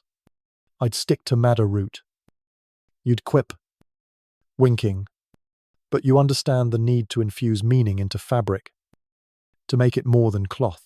In Amurru, your robe is your banner, silencing doubters who question a woman's rule. You've faced another plot, a merchant caught passing messages to Egypt. You summon him, your crimson robe blazing, and offer mercy if he confesses. He does, naming a noble you'd suspected. You exile the noble, your sash swaying as you deliver the verdict, and feel the council's respect deepen. Itit de mons escalat. Citing Amurru's wool wealth, you negotiate the lay, offering extra cloth dyed in indigo, claiming grain shortages due to raids. The advisor accepts, but his gaze lingers, probing. You've doubled efforts with weavers, urging them to produce finer wool, knowing every bolt buys time. Your robe, your sash, or your pendant, they're your armor. As vital as your name in Hittite clay, you think of ancient patterns, how a single design can tell a story. Your resilience is your pattern, woven through every choice. Every sacrifice, Egypt's raids hit closer. A town raised just beyond your hills. You send aid, your robe trailing as you rally supplies. Your cord bracelet, a reminder of your people's trust. In council, you propose a risky plan. Invite Hittite troops to guard key routes, cementing the alliance while deterring Egypt. Advisors balk, fearing occupation, but you argue it's the only way to survive. Your voice carries a new edge. Forged in years of war, you're not just Tati, you're the queen who wears her kingdom's survival. Every thread, a testament to your strength. You stand at the palace window, your fingers brushing that cotton scrap, its frayed edges soft against your skin. Ancient fabrics, dyed with bold patterns, carry stories of defiance. Like your fight to hold Amurru together, Egypt's wrath grows. But you're ready. Your crimson robe a shield. Your resilience, a legacy. The war rages, and you're woven into its fabric, unyielding and unbroken. Part 12. The Fall of an Era. You stand in the shadowed halls of Amurru's palace. Your crimson wool robe, a fading emblem of a kingdom under siege. At 34, you're the weathered heart of Amurru. Whether as queen or the last thread holding its fractured court together, the air is thick with the scent of ash and despair. As Egypt's raids carve deeper wounds, and the Hittite alliance frays under mounting pressure, supilulumus advisors, their lion-pinned cloaks now dust-stained, speak of threats beyond your borders, mysterious raiders, whispers of collapse rippling through the Near East. The Bronze Age is unraveling, and Amurru is caught in its threads. Your indigo sash clings tightly, your copper pendant heavy at your throat. Each detail, a defiant stand against chaos. Across the ancient world, fashion shifts to survival, with simpler weaves and muted colors reflecting a time of crisis. Your world of collapse, and theirs of stark attire, are bound by the same truth when empires fall. Only resilience endures. Worn on the body and soul, the council chamber is nearly silent, its once vibrant debates reduced to murmurs. Hittite advisors report troubling news cities in Anatolia burn, trade routes falter, and rumors swirl of sea peoples shadowy raiders, striking coasts from Canaan to Crete. Egypt's attacks have slowed, but their silence feels ominous, as if Pharaoh is grappling with his own crises. You sit at the table's head, your robe's woven borders dim under flickering torchlight, your bronze earrings still against your cheek. You propose a desperate plan: hoard wool and grain, fortify Amurru's core, and limit Hittite tribute to buy time. It's a gamble that risks Suppiluliuma's wrath. But you've seen the cracks in his empire. You touch your crescent moon pin, fastening your sash, and feel its weight anchor you. The advisors nod, too weary to argue. And you know you're leading a kingdom on borrowed time. Your people are breaking, villages empty, as families flee, raids or famine. Their faith in you waning. You walk among them. They're your robe, a tattered blaze of crimson, your indigo sash fraying at the edges. You distribute wool cloaks from palace stores, promising Hittite aid.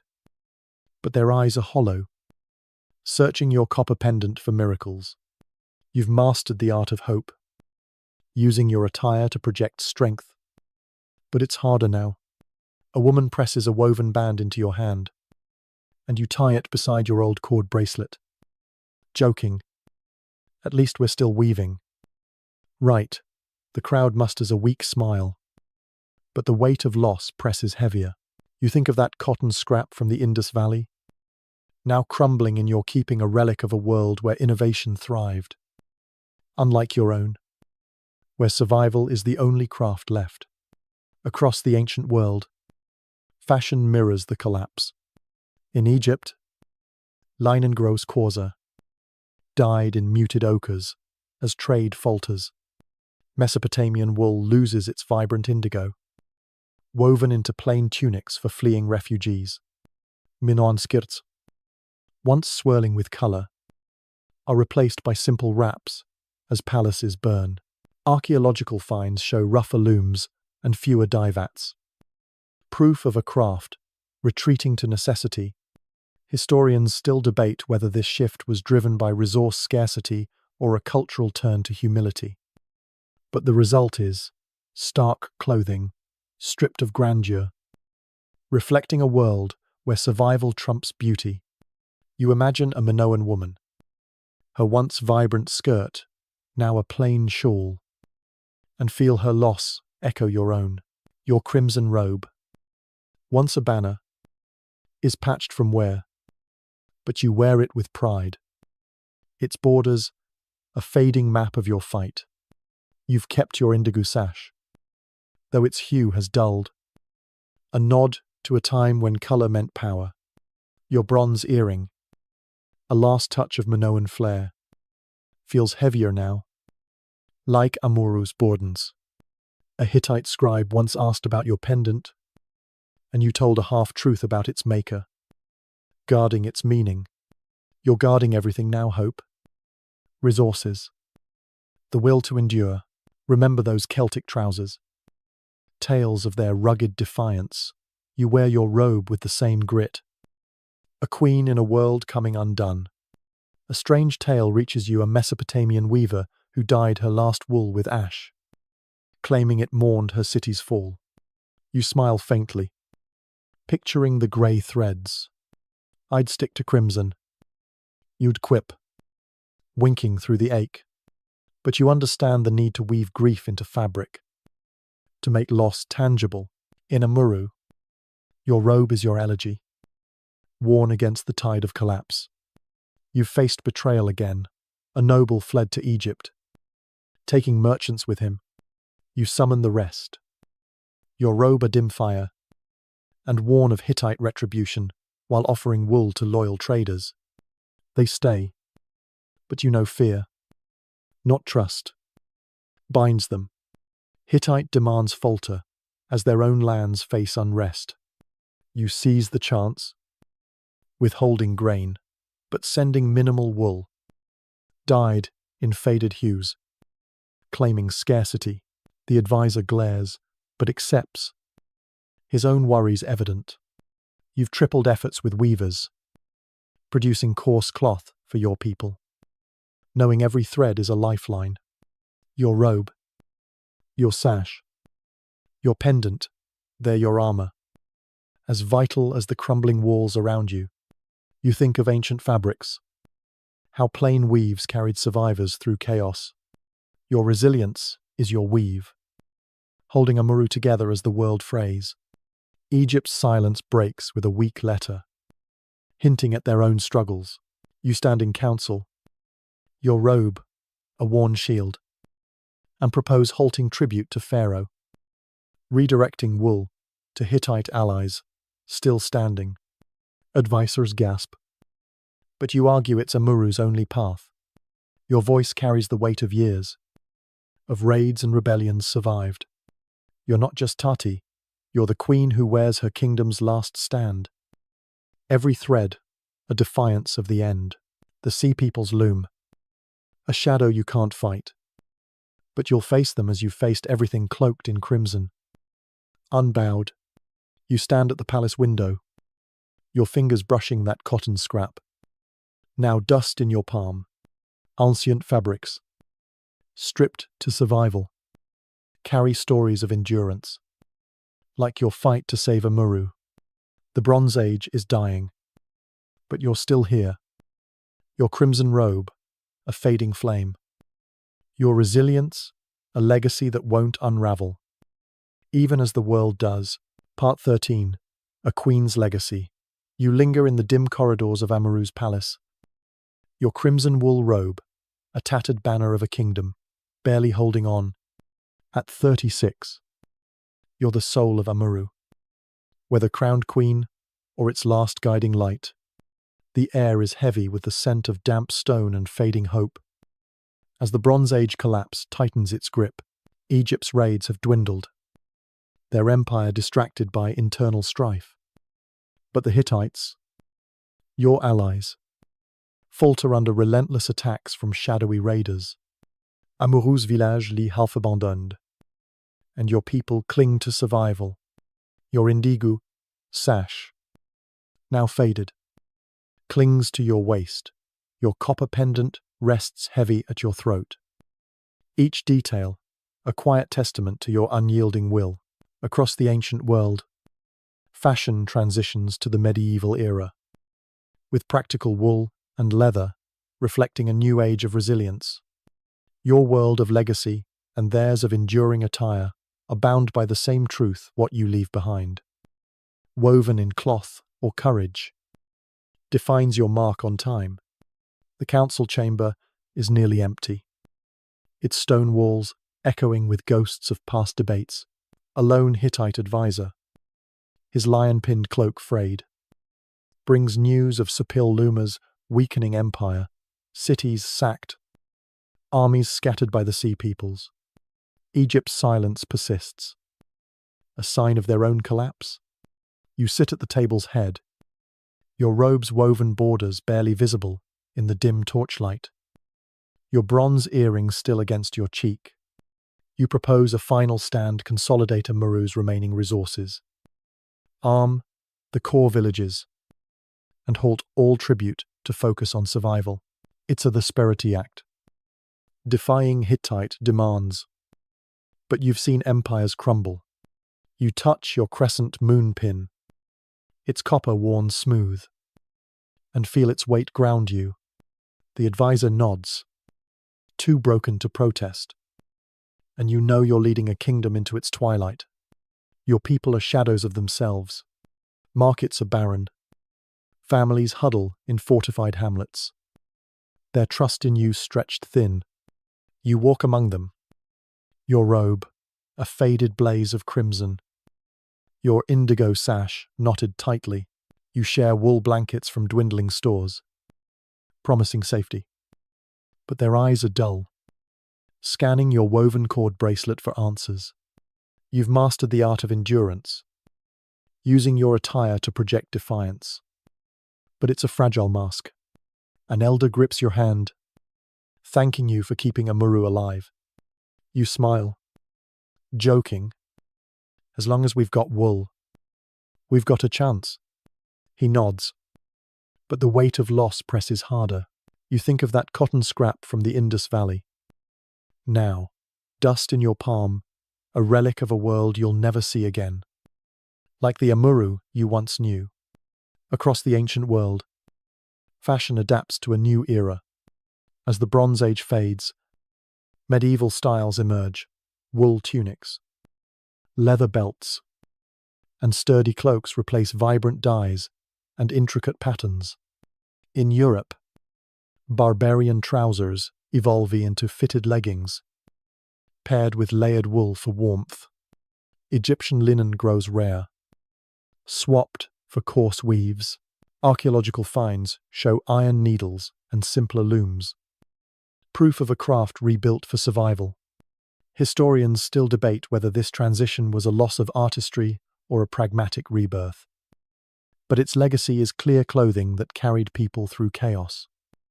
Every stitch, a refusal to surrender.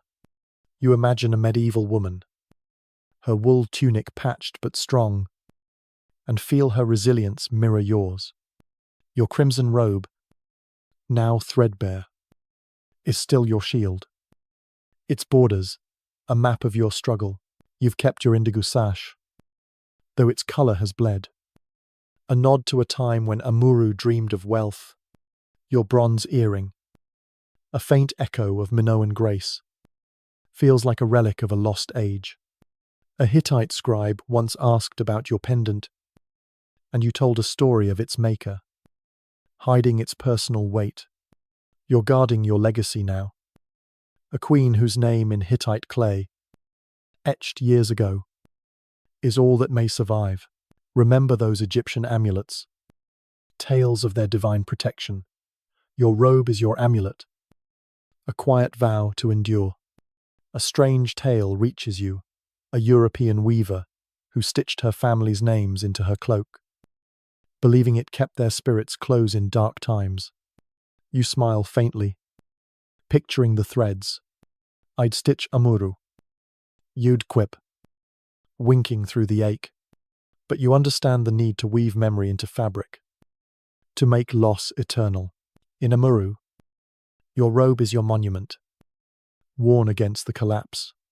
You've faced another betrayal.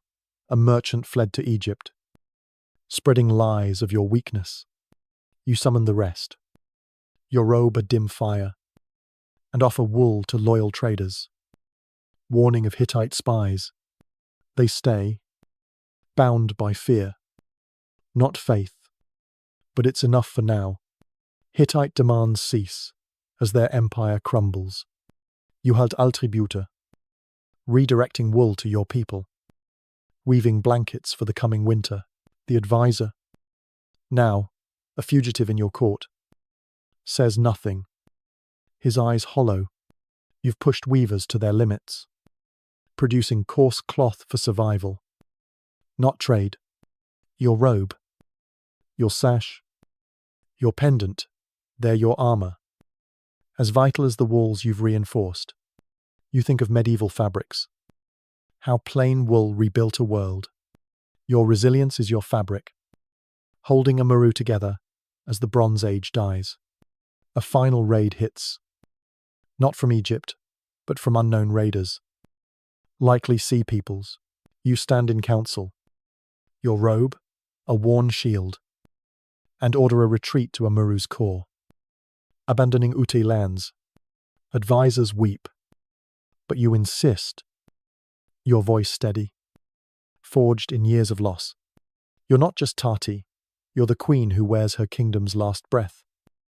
Every thread, a legacy of defiance. The collapse is here, but you're still standing. Your crimson robe, a testament to a name that won't fade. Even as Amurru does. You stand at the palace window, your fingers empty of that cotton scrap. Lost to time, medieval fabrics, born of survival, carry stories of endurance. Like your fight to save Amurru. The Bronze Age is gone, but your legacy lingers, woven in clay and crimson. A queen who faced the end and refused to break. Part 14. A world in chaos. You stand, amid the crumbling walls of Amurru's palace.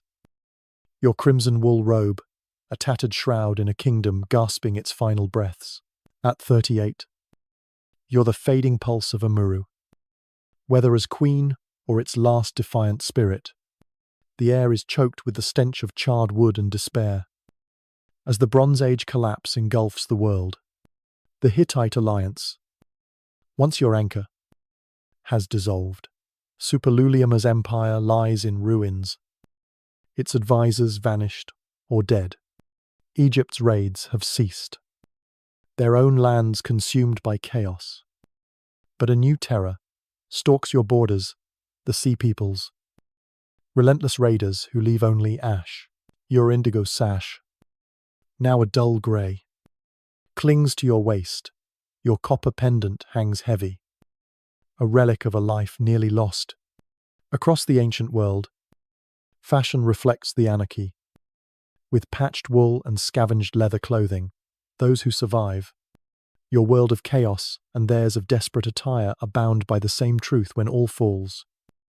Only the stubborn endure, clad in whatever remains. The council chamber is a husk, its stone floor littered with broken clay tablets. No, Hittite advisors remain. No envoys from Egypt arrive. Your few surviving advisors, their faces gaunt, report raids that gutted Amurru's last outposts. The Sea Peoples, shadowy, unstoppable, have struck closer. Their ships sighted off the coast. You sit on a cracked bench, your robe's woven borders frayed to threads, your bronze earring dull against your cheek. You propose a final act: abandon the palace, lead survivors to a hidden valley, and live off hoarded wool and grain. It's not a plan for victory, but for survival. A surrender of pride to save what's left. You touch your crescent moon pin, its copper nearly black, and feel its weight pull you forward. The advisors nod, too broken to resist, and you know you're leading ghosts into the unknown. Your people are scattered. Most fled or fallen. The few who remain huddle in fortified hamlets, their eyes empty as they clutch patched cloaks. You walk among them, your robe a dim ember of crimson, your grey sash knotted loosely. You share scraps of wool, promising refuge in the valley, but their silence cuts deeper than any raid. You've lost the art of hope, your attire no longer masking the ruin. A child hands you a rough stone bead, and you thread it onto your woven cord bracelet. Joking, better than a crown, don't you think? No one laughs. The sound feels foreign now. You think of that cotton scrap from the Indus Valley, long turned to dust, a memory of a world where fabric held dreams, not just bodies. Across the ancient world, fashion is reduced to salvage. In Egypt, linen is torn into strips, patched into tunics for fleeing nomads. Mesopotamian wool is scavenged, woven into shapeless wraps. European tribes stitch leather and wool into crude cloaks, their trousers torn from battles. Archaeological finds show broken needles and charred dye vats, proof of a craft shattered by chaos. Historians still debate whether this was a total collapse or a forced reinvention. But the truth is, raw clothing became a shield, not a symbol. Every patch a scar of survival. You imagine a refugee, their leather cloak cobbled from scraps, and feel their desperation echo yours. Your crimson robe, now patched with coarse wool, is your last claim to queenship. Its borders, a ghost of your struggle. Your grey sash, once indigo, hangs limp, a relic of lost ambition. Your bronze earring, a faint nod to Minoan grace, feels like a weight you can't shed. A survivor once asked about your pendant, and you murmured a lie about its maker, guarding its truth like a fading ember. You're guarding nothing now but lives, as fragile as that Celtic wool you once admired. Your name in Hittite clay, a mark of your power. feels like a story from another life, as Amurru burns. A strange tale reaches you, a Canaanite woman who stitched shells into her cloak, believing they'd guide her to safety through the chaos. You smile faintly, picturing the clinking fabric. I'd stick to wool. You'd quip, winking through the void. But you understand the need to weave hope into scraps, to make ruin bearable. In Amurru, your robe is your requiem, worn against the sea people's tide. You've faced one last betrayal, a guard deserted. Joining raiders for survival, you let him go. Your robe a dim flicker. Knowing judgment means nothing now, you rally the survivors, your sash swaying, and lead them toward the valley. A queen without a throne. The Hittite Empire is gone, its demands silenced by fire. You've burned your last wool stores to hide your trail, leaving only ashes for raiders. You've armed your people with crude spears, their cloaks patched like your robe. Every thread a defiance of death. Your sash, your pendant, your pin, they're your armor. As vital as the hope you can't feel. You think of ancient fabrics, how scavenged wool clothed the lost. Your resilience is your cloth, holding Amurru's remnants as the world collapses. A final raid strikes as you flee. The sea people's screams echoing. You stand with your people, your robe a shredded shield, and fight to reach the valley. Your voice, hoarse but steady, urges them on, forged in decades of loss. You're not just Tati, you're the queen who wears her kingdom's final stand. Every thread, a refusal to vanish. The chaos swallows you, but you lead on. Your crimson robe, a fading spark in the dark. You pause in the valley's shadow, your fingers empty of relics. The cotton scrap long gone, ancient fabrics, patched for survival, carry stories of defiance. Like your fight to save Amurru, the Bronze Age is dead.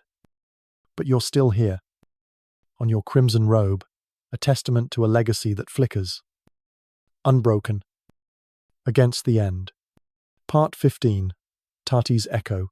You huddle in the shadowed valley. Your crimson wool robe, a threadbare shroud, clinging to your weary frame. At 40, you're the last ember of Amurru. No longer a queen, but a ghost carrying its memory. The air is sharp with the scent of damp earth and fleeting hope. As the Bronze Age collapse consumes the world, the Hittite Empire is ash. Egypt, a distant rumor, and the Sea People's raids have left Amurru a scattering of survivors. You've led them here, to this hidden refuge, with nothing but hoarded wool and stubborn will. Your grey sash, once indigo, hangs loose. Your copper pendant rests cold against your throat. Each detail, a fading mark of a life that fought to endure. Across the ancient world, fashion begins its slow rebirth, blending ancient weaves with new resilience, laying threads for a modern age. Your world of echoes, and theirs of reborn fabrics, are bound by the same truth. What fades, leaves, traces. Woven in cloth and courage, whispering through time. The valley is quiet, save for the soft rustle of your people, barely 100, now clutching patched cloaks against the chill. No council remains. No palace. Only this rocky hollow where you ration wool blankets and dried grain. You sit on a jagged stone, your robe's frayed borders blending with the dust. Your bronze earrings still against your cheek. You speak of survival, urging them to weave, to hunt, to hold on. But your voice is hoarse, worn by years of rallying against ruin. You propose no grand plan, only a vow to live another day. You touch your crescent moon pin, iskopedul, and feel its weight tether you to a kingdom lost. Your people nod, their eyes hollow but trusting, and you know you're their last thread of Amurru. The world beyond is gone. No news comes of Hittites or Egyptians. Only whispers of burned cities and silent seas.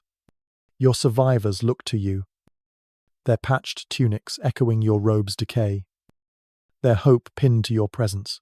You share a woven cord, tying it around a young girl's wrist. Joking, "This is our crown now." "Isn't it?" She smiles faintly. "The first light in days. You've lost the art of queenship, but you carry its shadow. You're a tear of final defiance. You think of that cotton scrap from the Indus Valley. Dust, long ago, a memory of a world where fabric dreamed of more. Unlike this one, where it only shelters. Across the ancient world, fashion stirs from the ashes as the Bronze Age fades. New weaves emerge, wool tunics in Europe, now stitched with iron needles, dyed in muted greens and browns. In the Near East, coarse linen and leather blend, forming cloaks for nomads. Early medieval styles take root, practical but enduring, with belts and brooches marking new identities. Archaeological finds show transitional looms, blending old techniques with nascent craft. Historians still debate whether this rebirth was innovation or necessity, but its legacy is clear fabrics that carried humanity forward. Every stitch, a bridge from collapse to renewal. You imagine a weaver, her wool tunic plain but strong, and feel her quiet strength mirror yours. Your crimson robe, patched beyond recognition, is your last claim to Amurru. Its borders a ghost of your defiance. Your grey sash, barely holding, is a relic of lost dreams. Your bronze earring, a dim echo of Minoan grace, feels like a vow you can't break. A survivor once asked about your pendant, and you said nothing. Its meaning too heavy to share. You're guarding your legacy now. A name in Hittite clay that may outlive you. Remember those medieval cloaks. Tales of their sturdy weaves. Your robe is your cloak. A fragile thread tying you to a world that's gone. A strange tale lingers in your mind. A nomad who wove her last thread into a shawl, believing it held her ancestors' voices. You smile faintly, picturing its weight. "I'd weave Amurru." You'd whisper, your voice breaking. You understand the need to stitch memory into fabric, to make loss eternal. In Amurru, your robe is your elegy, worn against oblivion. You've faced no more betrayals, none remain to betray. You lead your people in silence, your sash swaying, teaching them to weave, to live. A queen without a kingdom, but with a purpose. No raids come. The sea people's shadow fading, perhaps consumed by their own chaos. You've burned the last of your wool to warm your people. Their patched cloaks, your only tribute now. Your robe, your sash. To your pendant, they're your armor. As vital as the valley's walls. You think of new fabrics. How plain weaves rebuild a world. Your resilience is your weave. Holding Amurru's survivors, as the Bronze Age vanishes, you stand at the valley's edge. Your fingers empty. Your cotton scrap a memory. Your people sleep, their breaths soft, and you whisper to them. Your voice a lullaby. The stars above are cold, but they listen, carrying your name, Tati, the queen who wore her kingdom's end, whose crimson robe fades into the earth. You feel Amurru slip away, its hills silent, its story yours to keep. Your robe falls still, your pendant rest, and you fade with them, a quiet echo in a new world. The ancient fabrics, reborn in simplicity. The weave a future you'll never see. But your legacy lingers, in clay, in courage, in the threads of those who survive. The Bronze Age is gone, and so are you. But your echo endures, soft as wool, eternal as stone. Sleep now. Your fight is done. You rest now. Your crimson robe, a whisper in the valley's quiet. The stars hold your story. Tati, a queen who wove resilience through a collapsing world. Amurru farthest, its hills softening into memory.